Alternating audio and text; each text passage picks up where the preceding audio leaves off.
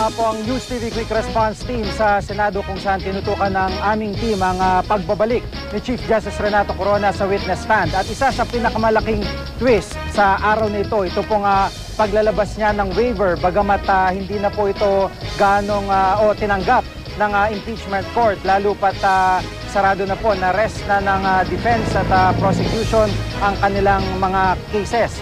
At ito pong paglalabas ng waiver ay nauwi rin po sa clarificatory questioning ng ilang mga senador kung saan naisiwalat na nga po ni Chief Justice Corona kung magkano talaga ang nilalaman ng kanyang dollar at peso account sa pamamagitan po ng pagtatanong ni Senator Alan Peter Cayetano kanina.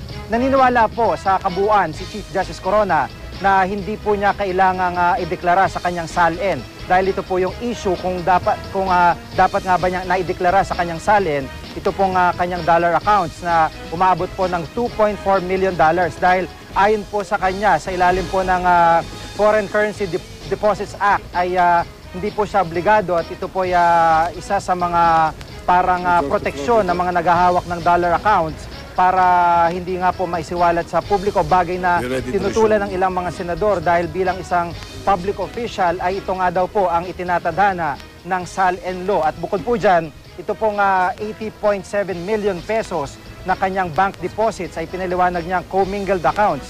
Ibig sabihin, ito pong perang ito ay lumago ng lumago dahil sa deposito ng kanyang mga anak at na pera nang galing sa kanyang nanay at bukod pa po doon sa tinubo na interest ng perang ito sa mga nakalipas na taon. Kaya po minarapat din niyang hindi ito ideklara sa kanyang SAL-N at ito nga po ang pinagtatalunan ngayon. Bandang huli po ay nagkaroon po ng formal presentation o acceptance sa mga ebidensya sa panig ng defense at supplemental evidence naman sa panig ng prosecution itong huling na pag-usapan. At banang 5:30 po ng hapon ay umalis dito si Chief Justice Corona sakay ng isang ambulansya patungong Medical City.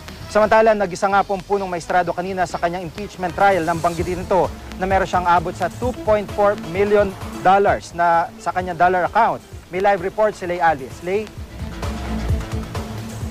Jiggy, katulad ng unang pagharap niya sa impeachment court, may mahalagang pangyayari sa pagbabalik ni Chief Justice Renato Corona. 30 minuto bago magsimula ang paglilitis, dumating ang Chief Justice, sinatid ng ambulansya. Bagamat may nakaabang na wheelchair sa kanya, naglakad ito, nakaalalay sa kanya si Mrs. Cristina Corona. Sa pag-upo niya sa witness stand, humingi siya ng paumanhin sa biglaang pag-alis niya sa session hall noong Martes nang walang pahintulot ng korte. Sumama raw ang kanyang pakiramdam, bumaba raw ang kanyang blood sugar. Ilang gabi na raw siyang walang tulog bago humarap sa impeachment court. We're ready to resume. Kaya lang po, nasa puso ko po yung obligasyon ko po at yung pangako ko sa bayan na magpaliwanag na hindi nga po natapos noong Martes sapagkat yung binasa ko pong mga notes at saka narration ko po noong Tuesday, as a matter of fact, may 2 pahina pa ho akong hindi nabasa doon. Pinapaliwanag ko po ngayon, ako'y nag-apologize. Sa pagbabalik niya, nagsumite siya ng waiver of secrecy sa kanyang bank accounts. Hindi na raw niya hihintayin pa ang waiver ng 188 na kongresista na pumirma sa impeachment complaint at ni Senator Franklin Drilon. Nais ko po sanang isubmitin na po sa kagalang-galang na Juan Ponce Enrile yung aking waiver po. Hindi ko na po iintayin yung waiver ng 189. I'm submitting this without any conditions whatsoever.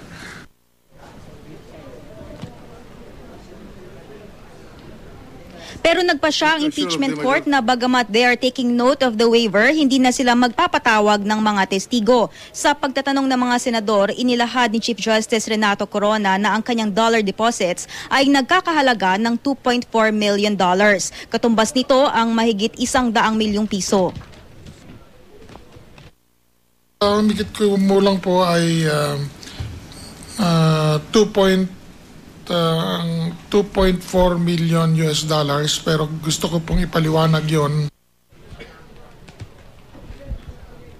Mabilis naman niyang ipinaliwanag na noong nagsimula siyang mag-invest sa dollars ay nasa 2:1 pa ang exchange rate. Ang kanyang peso deposits naman ay nasa humigit kumulang 80 million pesos. Hindi naman daw lahat ito ay pera niya, kasama raw dito ang savings ng kanyang mga anak.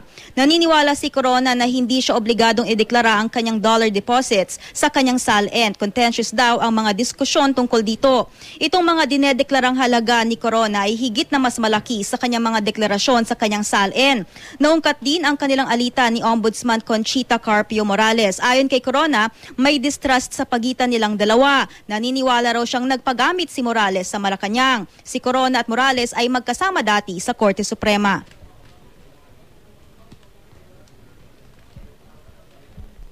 Sa pagtatanong naman kanina ni Senadora Miriam Defensor Santiago, sinabi niyang itong impeachment laban sa kanya ay may chilling effect sa hudikatura.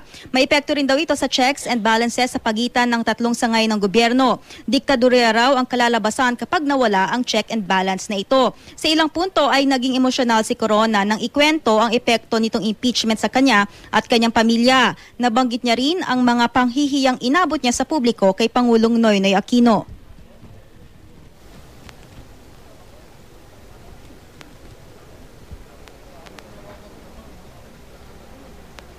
Samantala, Jiggy, sinabi rin kanina ni Chief Justice Renato Corona na kaya raw siya nag-withdraw ng malaking halaga noong panahon na siya ay na-impeach ay dahil nangamba siya na ma-freeze ang kanyang deposits. Natural lamang daw na protektahan niya ang kanilang family savings. Around 5 p.m. ay na-discharge na mula sa witness stand itong si Chief Justice Corona, submitted for resolution na ang kaso at as scheduled, ang oral arguments ay magaganap sa Lunes at ibababa ang hatol sa nasasakdal na punong maestrado sa Lunes o Martes.